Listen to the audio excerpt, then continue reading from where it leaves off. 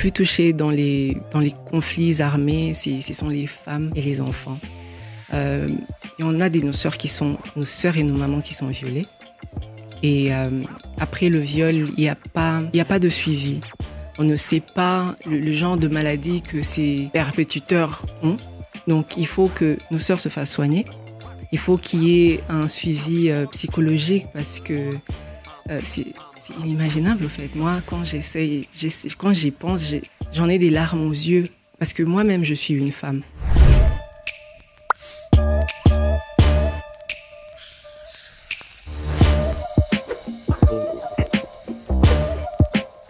Bienvenue au NNP Podcast. C'est cette nouvelle semaine qui commence avec une personnalité qu'on n'a pas tous les jours la chance d'avoir, qui est la personne tout simplement d'Hilda Amani, qu'on aura le temps de faire une bonne présentation, la présentation qui la convienne le mieux.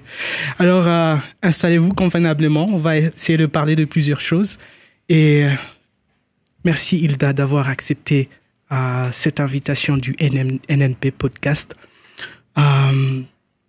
Peut-être pour commencer, on va essayer de parler de vous personnellement. Peut-être je connais une partie de votre nom. C'est quoi votre nom complet? Alors, mon nom c'est Hilda Amani Dorcas. On va dire Hilda Amani Dorcas Pangambiche, c'était le nom de mon père, mais j'ai coupé à maintenant, c'est Hilda Amani qui est partout et je suis restée avec Hilda Amani. Très bien. Et c'est quoi ces parcours qui vous a permis d'être là aujourd'hui avec cette couronne? C'est un parcours qui a commencé il y a 10 ans. J'ai commencé avec Miss Étoile. Miss Étoile, c'était mon école secondaire. Après, j'ai fait Miss Interscolaire, donc les écoles à Bukavu. Et pendant les grandes vacances de 2014, j'ai fait Miss Sud Kivu. Après Miss Sud Kivu, je suis allée à Miss Afrique en 2019. J'ai fait aussi Miss Supranationale en 2021 ou 20, si je ne me trompe pas. J'ai fait Miss Indépendance en 2022. Miss Africa, j'ai fini top 5. Miss Supra Star Search, c'était en ligne, j'ai fini top 8. Miss Indépendance, j'ai fini première dauphine. Et enfin, Miss Univers RDC, j'ai fini Miss Univers RDC. Ah oui, j'oublie. J'ai fait aussi Miss RDC en 2018, mais il n'y avait pas de finale, on avait annulé. Donc, le but vraiment, c'était de représenter la RDC, de représenter les couleurs, de représenter surtout la femme. Et aujourd'hui, j'ai cet honneur-là, après 10 ans de préparation. Donc, c'était pas que j'ai décidé un jour de me réveiller quand j'ai vu le poste pour le casting de Miss Univers et j'ai dit, ah non, je vais essayer. Non. C'était vraiment, j'étais en train d'y travailler. Ça fait 10 ans. C'est quoi cette motivation pour vous de poursuivre ces rêves-là jusqu'à aujourd'hui? Vous êtes Miss Univers. Au début, j'ai commencé à l'école secondaire, donc j'étais une adolescente. Je comprenais pas, moi, je voulais juste... c'était l'engouement. Et après, j'ai compris l'impact que je pouvais avoir avec cette plateforme. Parce qu'il y avait cette idée qu'être une Miss, c'est être une fille légère, c'est être une fille qu'on peut voir partout. Alors que moi, déjà, mes valeurs, c'est pas ça. Et c'était quelque chose que j'aimais bien parce que je voyais ce que ça faisait... comment est-ce que ça a impacté les jeunes filles? J'en avais déjà à l'école secondaire qui me disaient que moi, j'aimerais bien être comme toi plus tard. J'étais en 5e et j'avais des élèves de première qui me disaient ça. Et je me suis dit que mais c'est une grande responsabilité, mais c'est aussi une grande plateforme. On peut l'utiliser pour inspirer la jeunesse à persévérer, peu importe le domaine. Je ne demande pas à tout le monde d'être Miss. Je sais que c'est pas fait pour tout le monde, mais avoir une plateforme qui inspire la jeune fille à persévérer dans tous les domaines, c'est cette plateforme que j'ai aujourd'hui. Mais aussi, Miss, j'ai du mal, j'aime pas qu'on dise Miss, c'est la beauté, c'est les robes. Une Miss, c'est vraiment une porte-parole, c'est une ambassadrice. Moi, je suis une ambassadrice de la paix. Aujourd'hui, je suis à Goma. Je suis là parce que ça fait plus de presque 30 ans presque 30 ans que l'Est de notre pays souffre. On a des milliers de nos frères et sœurs qui sont morts. Et j'ai l'opportunité d'aller sur une scène qui a plus de 10 millions de téléspectateurs. Et je pense que c'est une très grande opportunité de montrer au monde que ce qui se passe à l'Est de la RDC, au fait, ça concerne tout le monde. Et qu'on devrait tous en faire un problème personnel pour que notre peuple, au fait, ait la paix. Donc moi, aujourd'hui, je suis Miss Univers RDC, mais je suis plutôt ambassadrice de la paix en RDC, ambassadrice du tourisme, représentante de la beauté de la femme, pas la plus belle femme de la RDC. Et j'espère que je pourrai en inspirer plus d'une à exceller dans leur domaine et à vraiment briser les barrières. C'est ça. Alors, ces mondes de compétition de beauté, sûrement que c'est pas facile. Pas du tout. Pas du tout. Écoutez, moi, je suis en manque de sommeil, là, comme vous me voyez. Voilà. Mais quand on aime quelque chose et qu'on comprend l'impact que ça fait, on doit se sacrifier. Donc, c'est vraiment un travail. Les gens pensent que moi, je fais qu'être belle. Non. C'est beaucoup de travail. Miss Univers, là-bas, ils cherchent une ambassadrice. Ils cherchent pas... C'est vrai qu'ils cherchent aussi une fille qui sait bien se tenir. Et c'est là que vient la préparation, le catwalk, la posture. Tout ça, c'est bien. Mais c'est une personne qui sait passer un message. Et tout ça, ça se prépare. C'est préparer la tête, c'est préparer le mental, c'est préparer le corps. C'est vraiment un travail. Et il faut être préparé pour, sinon on abandonne. Et aujourd'hui, déjà, vous êtes une sorte de repère pour la jeunesse, la communauté. C'est quoi la cause que vous portez vraiment à cœur, que vous allez prendre comme cheval de bataille dans votre parcours?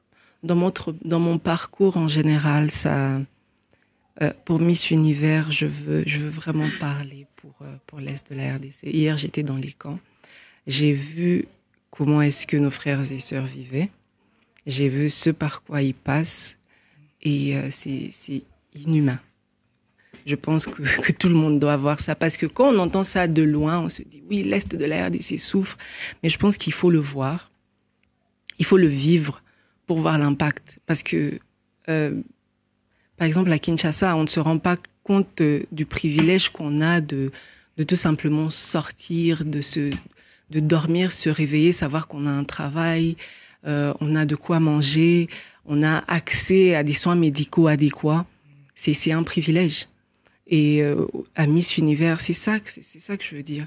C'est vrai que les plus touchés, je suis militante pour la cause de la femme, et les plus touchés dans les conflits armés, ce sont les femmes et les enfants.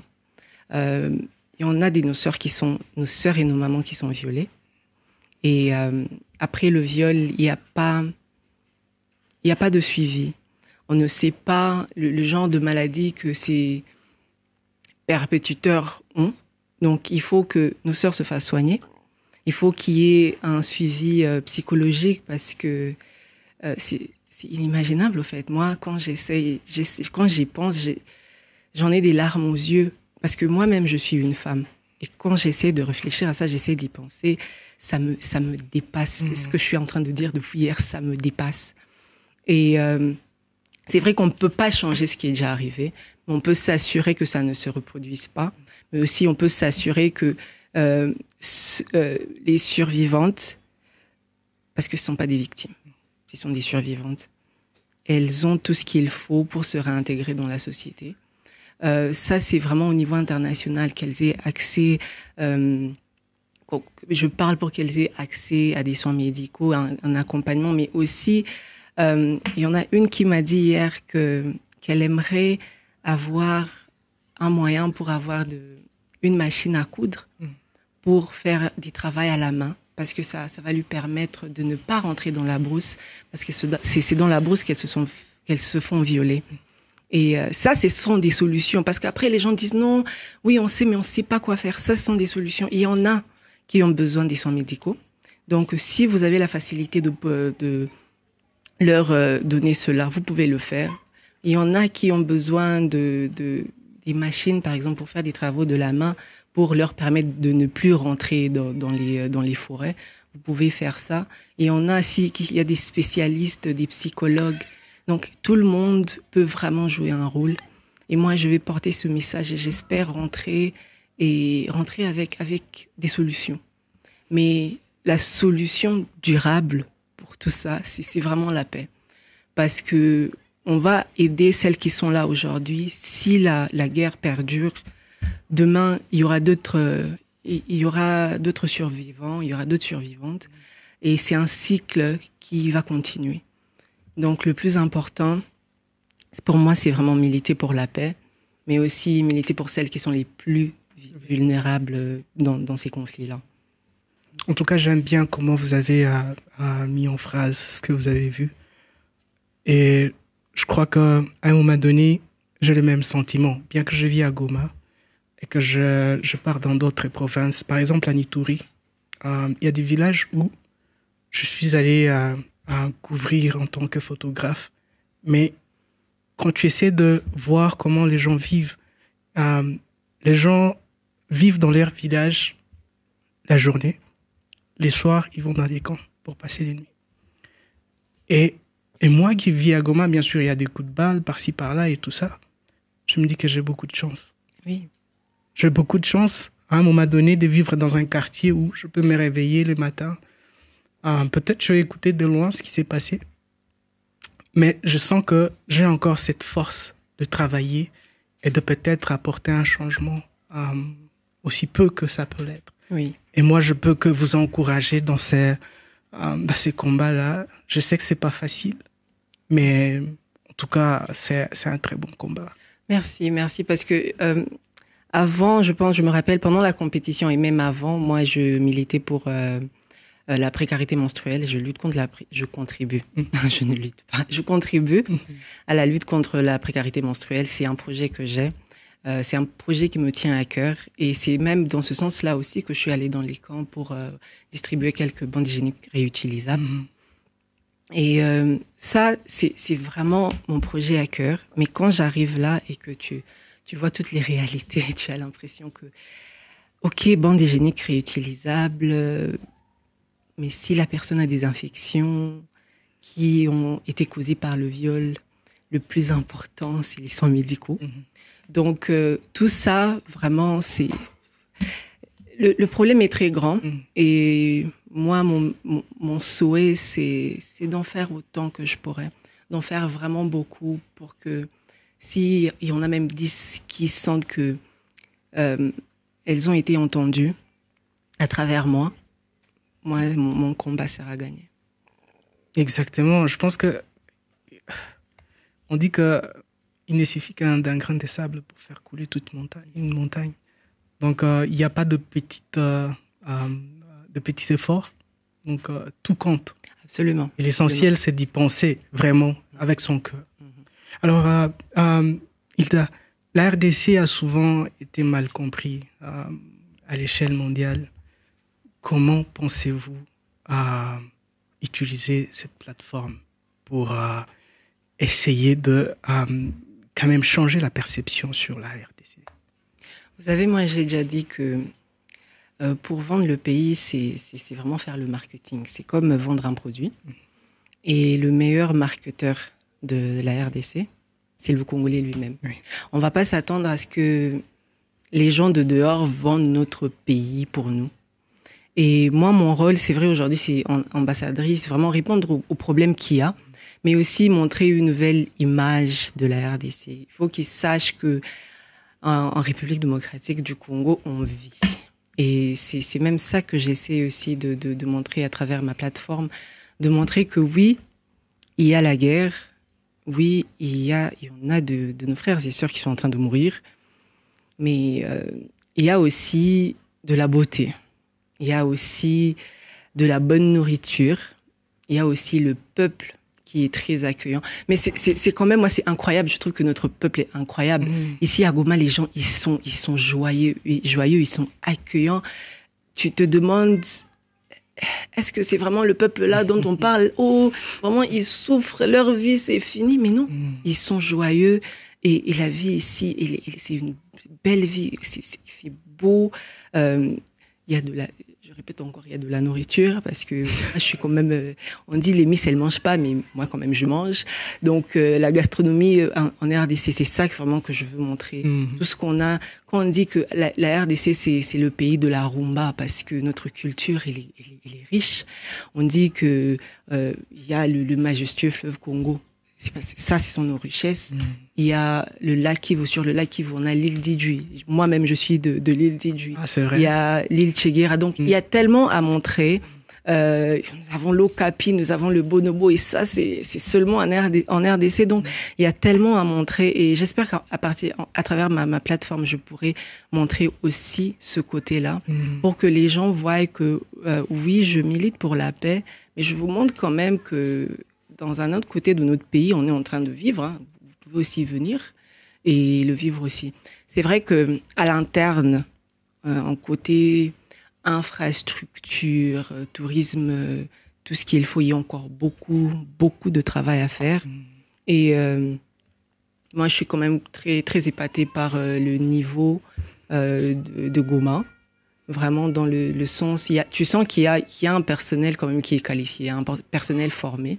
Même à Kinshasa aussi, même à Bukavu. Donc, il y en a qui prennent le domaine touristique très au sérieux. Ils voient que ça peut vraiment impacter l'économie du pays et ils mettent ça en valeur.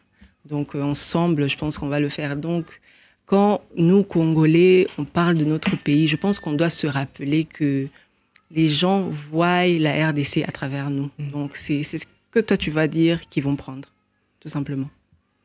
En tout cas, c'est juste vrai ce que tu racontes sur le Congolais. Et moi, je me dis, en tant que peuple, on n'a pas une très grande richesse que nous-mêmes. Je crois que la plus grande richesse que le Congo a, c'est son peuple. Exactement. Et quand il faut aller peut-être au Kenya, peut-être en Ouganda, au Rwanda même, pour voir comment un Congolais, si on sait que tu es un Congolais, les gens n'aiment pas sortir à côté de toi. Parce qu'il y a une sorte d'énergie que tu transmets que tout le monde n'a pas. Et ça, moi, je l'ai vécu personnellement. Et je crois qu'à un moment donné, on doit peut-être cesser d'essayer de dire qu'on est victime de certaines choses, de la situation politique, de tout. Et je crois que nous sommes aussi acteurs de plusieurs choses. Absolument. Ouais. Absolument. Le peuple a un rôle à jouer. C'est vrai que chacun doit jouer son rôle, mais on ne doit pas toujours accuser. On ne doit pas toujours dire que c'est la faute d'eux, c'est la faute de. Ok, c'est peut-être la faute de telle personne, c'est peut-être la faute du gouvernement, mais toi, à ton niveau, qu'est-ce que tu fais pour changer les choses? Exactement. Parce que le gouvernement, il est là. C'est un appui. C'est un appui. Oui. Mais toi, à ton niveau, tu fais quoi? Oui. Donc, on peut pas continuer à se victimiser. Moi, je dis que cette nouvelle génération, on doit vraiment changer les choses. Oui, il y a un problème. La question à se poser, c'est quoi la solution à ce problème? Et moi, à mon niveau, qu'est-ce que je peux faire? Si toi, tu fais ça, la personne à côté le fait. Et dans la maison, tout le monde adopte. Et le voisin va adopter. Le quartier va adopter. La commune, la ville va adopter. C'est comme ça que les choses vont changer. Et même le gouvernement lui-même se sentira obligé à changer, à faire ce qu'il faut. Donc, on doit être les acteurs et non des spectateurs. En plus, plus de problèmes, plus d'opportunités. Parce qu'après, quand on cherche de vraies solutions aux problèmes, écoute, il n'y a pas mine d'or que ça. Oui, mais quand même, oui, c'est ça, c'est très vrai. Oui. Mais je continue à dire que chacun a un rôle à jouer. Exact. Donc, que chacun joue son rôle. Je pense que le pays, ça sera un magnifique pays. Ça sera magnifique, vraiment. Ça l'est déjà, je pense. Alors, Hilda, parlons un peu de valeurs personnelles. Vous avez un peu parlé de ça au départ et tout ça. Quelles sont les valeurs, les principes personnels qui ont façonné la personne que vous êtes actuellement? Je pense que ce qui a façonné la personne que je suis aujourd'hui, c'est mon éducation de base a joué un très grand rôle. J'ai été élevée par une mère célibataire. Donc, chaque fois que j'en ai l'occasion, je le dis que je suis ce que je suis aujourd'hui à cause de ma mère. Ma mère, elle m'a inculqué toutes les valeurs que j'ai. Et quand j'étais plus petite, d'ailleurs, je me disais qu'elle était trop dure. Mais aujourd'hui, je suis une personne très pieuse. Ma foi, c'est ma force. Ma foi, c'est mon courage. Et ça, je l'ai eu de ma mère. Et les principes comme, je sais pas si ça fait partie des principes, mais la persévérance, le courage, l'amour du prochain, tout ça, c'est l'intégrité. Tout ça, je l'ai reçu de ma mère, en fait. Donc, je me dis que sans ça, peut-être que dans ce monde, je serais déjà perdue parce que ce qu'on dit des Miss, c'est pas seulement des Miss, c'est vraiment de toutes les personnes qui sont sous les feux de projecteurs. Et quand tu as eu une éducation de base très solide, ça t'aide à rester focus, à rester sur terre. Oui. Et ça te permet de voir la destination plus clairement parce qu'il n'y a pas beaucoup de bruit autour. Et même quand il y en a, tu as la possibilité d'éteindre et de diminuer le volume. Mm-hmm. Donc voilà. Quand tu parles de ta mère, j'ai comme l'impression que c'est ta plus grande sapota. C'est ma plus grande fan. Ma mère, elle est... je me rappelle quand j'avais commencé avec les compétitions, elle n'était pas trop d'accord parce que j'étais encore à l'école secondaire. Mais après, quand elle a vu ce que je faisais, c'est vraiment ma plus grande fan. À Miss Univers, elle était là. Et après le couronnement, j'ai vu défiler toutes ces fois où j'ai compéti et que j'ai pas gagné. Et la personne que je voulais voir, c'était ma mère. Donc, elle était dans la salle. Et je la cherche. J'ai même une vidéo où j'ai vraiment cherché ma mère. Elle était à côté. Je me suis agenouillée pour avoir sa bénédiction parce que je suis à 100% sûre que c'est vraiment grâce à elle, grâce à ses prières et grâce à tout ce qu'elle a mis en moi qu'aujourd'hui, je suis en train de faire ce que je fais. Wow. Et vous, personnellement, Hilda, comment vous définissez la beauté? Parce que les gens ont plusieurs perceptions sur la beauté. Pour moi, la beauté, c'est le cœur. La beauté, c'est ce que vous avez dans le cœur. Ça n'a rien à voir avec les apparences. C'est la confiance que vous dégagez. Parce que vous pouvez faire partie, vous pouvez avoir une beauté qui entre dans les normes de beauté de la société. Mais quand votre cœur est noir et quand vous n'avez pas confiance en vous, je suis désolée, mais cette beauté-là ne ressortira pas. Donc pour moi, vraiment, la beauté, elle est diverse, elle est inclusive. C'est pas la forme du visage, c'est pas la taille c'est pas tes 1m80 ou tes 1m40, c'est pas taille S ou taille XL. C'est ton cœur et la confiance que tu dégages. Et tu as confiance en toi quand tu t'acceptes. Parce que je dis toujours que on a été créé par le plus grand architecte. Il fait jamais d'erreur.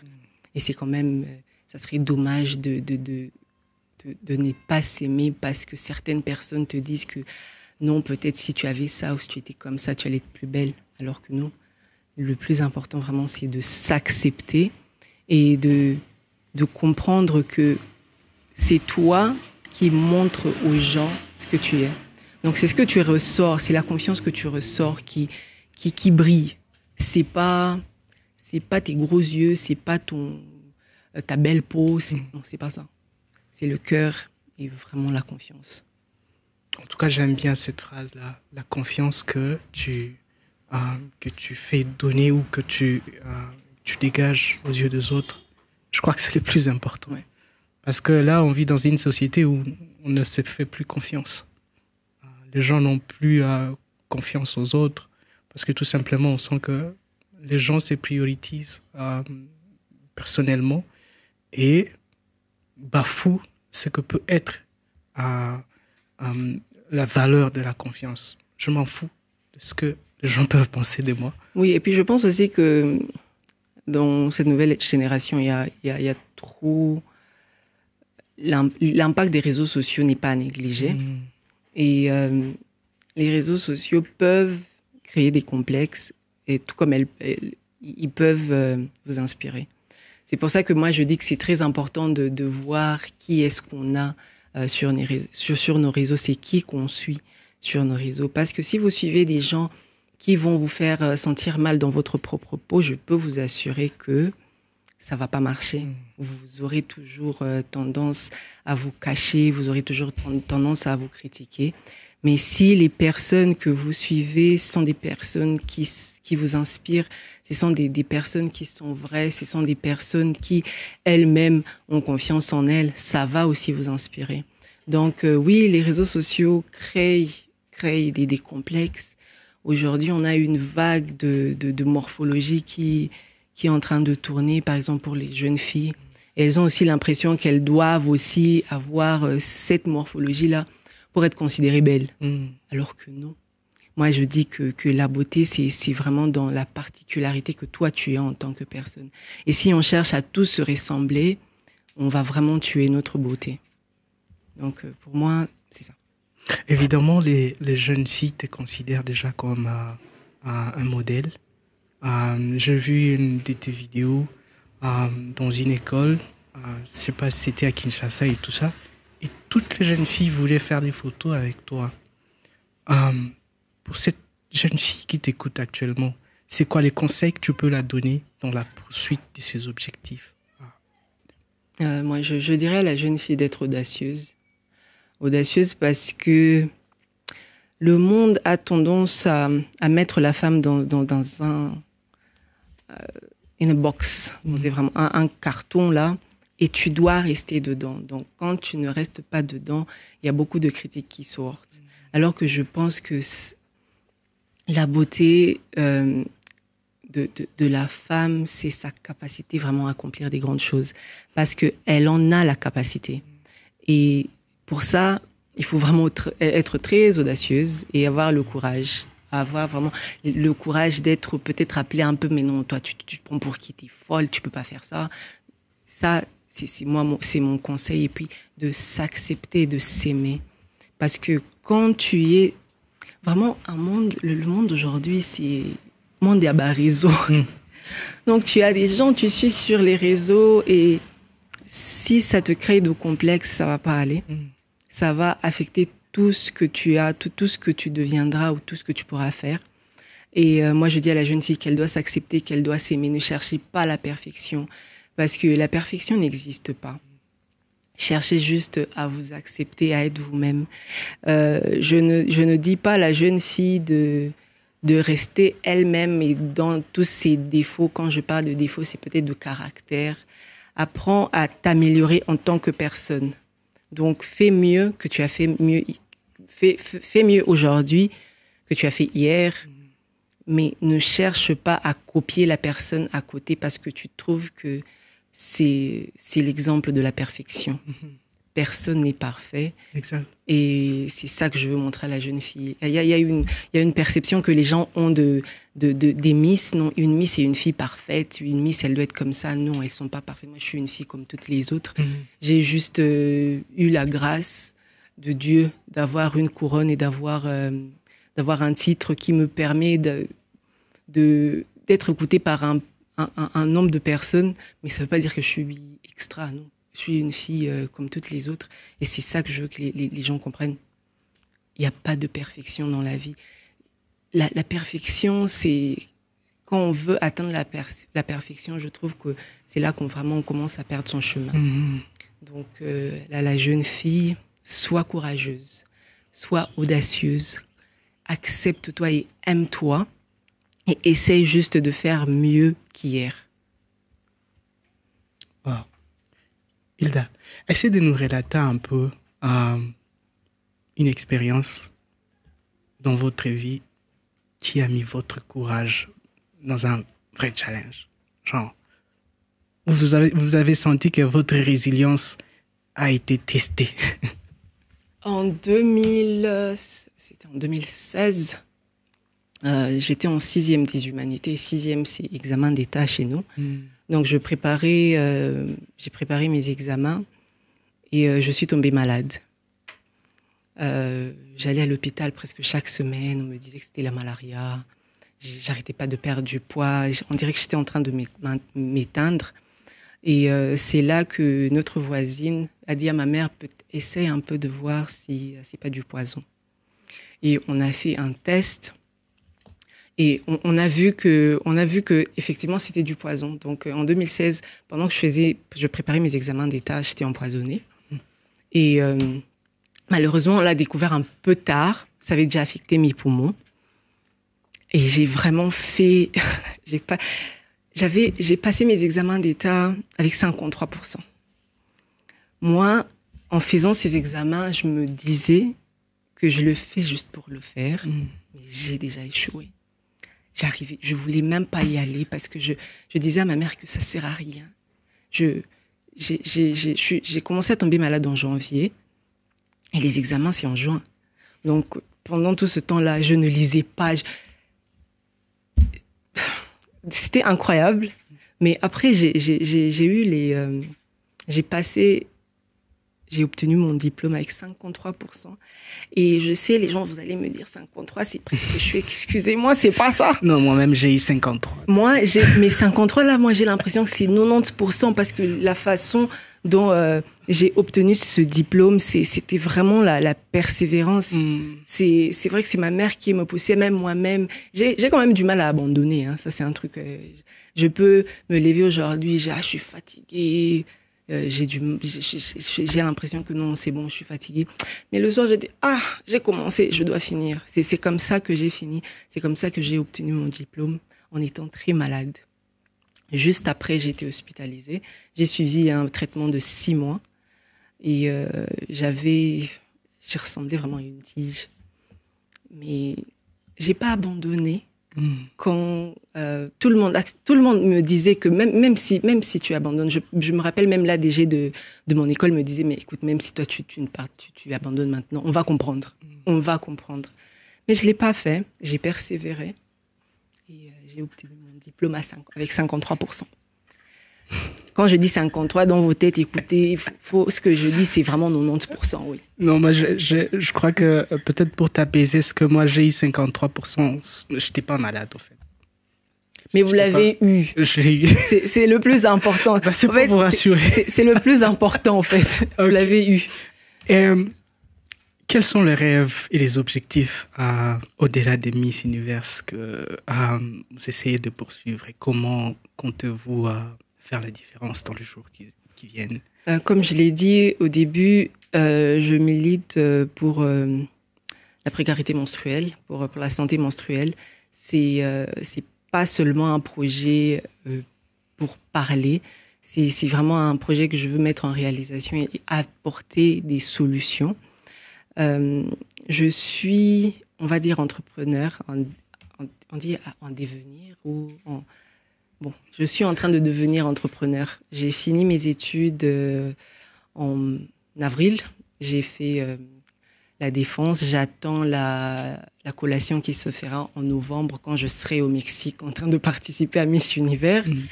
Et mon objectif, c'est vraiment être dans le monde entrepreneurial, apporter des solutions à des problèmes que je vois aujourd'hui. Moi, je parle de la précarité menstruelle parce que je vois ce que les bandes hygiéniques jetables font déjà à notre corps en tant que femme avec tous les produits chimiques dedans, mais aussi je vois ce que ça fait à l'environnement, mais aussi je vois ce que ça fait à nos poches parce que acheter des bandes hygiéniques chaque mois avec le revenu de la femme congolaise, c'est pas toujours évident. Donc c'est dans ce sens-là et j'espère continuer en tant qu'ambassadrice, en tant que femme qui pourra inspirer les générations futures pour que les gens comprennent qu'être une Miss, c'est au-delà de la beauté, c'est vraiment une femme qui impacte sa communauté et qui impacte son pays. Voilà. On parlait de la compétition au Mexique. Comment se passe la préparation? Comment est-ce que vous êtes en train de vous y préparer? La préparation se passe assez bien. Moi, j'appelle tous les Congolais à soutenir la cause, hein, parce que je pense que certains sont toujours encore en train de se dire que c'est ton problème, c'est Hilda qui part. Je suis désolée, mais c'est pas ça. C'est vrai que j'y vais, mais c'est la RDC qu'on va voir là-bas. Donc, je vous représente, mais j'ai besoin de tout le monde. La préparation se passe bien. Mentalement, j'essaie d'être prête parce qu'il y aura quand même 130 pays et il y aura une sélection de 130 à 30. Donc, 100 candidates au premier round seront parties. Donc, pour faire le top, on a vraiment besoin du soutien de tout le monde. Moi, mes efforts à ce niveau seront limités parce que les autres pays ont un accompagnement incroyable. Et pour qu'on se mette à niveau et qu'on se mette au niveau des autres candidates, je dois aussi nous devons nous assurer que je vais au Mexique avec l'accompagnement qu'il faut. C'est une préparation qui est assez dure, mais j'essaie d'être bien mentalement parce que c'est vraiment le mental qui fait tout, physiquement aussi. Et j'essaie d'avoir le contenu. J'essaie d'avoir le contenu qu'il faut pour bien plaider, pour bien parler, pour bien passer le message qu'il faut. Donc voilà, ça se passera au Mexique. La finale, c'est le 16 novembre. Les préliminaires, c'est le 14. En tout cas, vous avez notre soutien. Merci beaucoup. Vous avez notre soutien à l'avance parce que je me dis, j'étais en train de me renseigner sur notre participation au concours Miss Univers du monde entier. Ça faisait longtemps qu'on n'avait pas été représenté. Ça fait 39 ans. 39 ans. 39 ans, oui. Wow. Donc, vous vous rendez compte quand même de l'impact que ça fait après 39 ans. Et français, pardon. Après 39 ans, si on arrive là-bas et qu'on floppe, ça sera dommage. Moi, je ne vais pas flopper, je vous promets. Hein. Je me prépare, je suis prête. Mais vous devez m'accompagner. Sinon, à mon niveau, quand même, je serai très limitée. En tout cas, je crois que... Waouh! Comment ça se fait que dans 39 ans, vous êtes celle qui nous ça se fait qu'il y a eu une femme qui aussi veut voir la jeune femme congolaise impacter sa communauté. C'est elle qui est venue avec le projet. La directrice nationale, elle s'appelle Anado Kabika. Elle est venue avec le projet au pays. Et parce qu'elle avait le souci du pays, elle avait le souci de la jeune femme. Et c'est vraiment grâce à elle qu'aujourd'hui, on peut se dire que non, le Miss Univers la RDC sera représentée à Miss Univers. C'est vraiment grâce à elle. Waouh! En tout cas, je crois que c'est ça les personnes dont on a besoin. Absolument. Et on a besoin de devenir ces personnes aussi. Donc, chapeau à elle. Merci et courage. Merci beaucoup. pour l'avenir. Alors, Hilda, peut-être pour finir, dans tout ce que vous êtes en train de faire actuellement, quel héritage vous aimeriez laisser à la RDC en tant que Miss Univers 2024, mais aussi en tant que Hilda et ses projets personnels? En tant que Miss Univers, j'espère qu'après des années, on va dire qu'elle a apporté sa pierre dans la demande, dans la lutte pour que la RDC ait la paix. Elle a mis sa pierre pour que la jeune femme congolaise soit autonome et qu'elle aille au-delà des limites que nous place ou que nous donne la société. En tant que Miss Univers, j'espère aussi que les gens vont se rendre compte que la RDC, c'est plus que la guerre. La RDC, c'est d'une beauté. C'est vraiment, on dit c'est un scandale géologique, mais au-delà des minerais qu'on a, c'est la faune et la flore, c'est la gastronomie, c'est le peuple congolais. Et j'espère qu'à travers ce titre, je pourrai transmettre ce message-là. Et en tant que jeune, en tant que Hilda Mani, moi, je dis que si aujourd'hui, j'arrive à inspirer une jeune fille à aller au-delà de ses peurs, à se rendre compte du potentiel qu'elle a et à persévérer vraiment après chaque échec. Parce que un échec, c'est vraiment À vrai dire, c'est pas un échec, c'est juste un escalier de plus vers la gloire. Si une jeune femme arrive à voir ça grâce à moi, je dirais que j'ai réussi. J'ai pas besoin de beaucoup. Mais si on a des milliers qui sont inspirés et qui seront inspirés grâce peut-être à mon parcours et grâce au message que je partagerai, c'est tout ce que je veux. En tout cas, c'est déjà une très grande réalisation.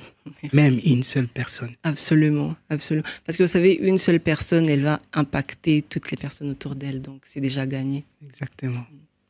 En tout cas, merci beaucoup, Hilda, d'avoir accepté notre invitation au NNP Podcast.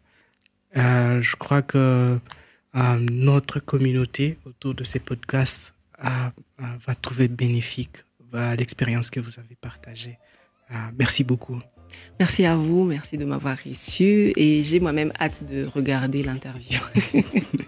Voilà, c'était le NNP Podcast encore une fois et cette semaine, on a eu la chance, le privilège de recevoir Hilda Amani dans notre studio. Essayez de partager au maximum si vous le pouvez. Ciblez dans votre entourage qui doit nécessairement écouter ce que Hilda a dit et envoyez-lui les liens. Quant à moi, je vous retrouve pour la prochaine édition du NNP Podcast.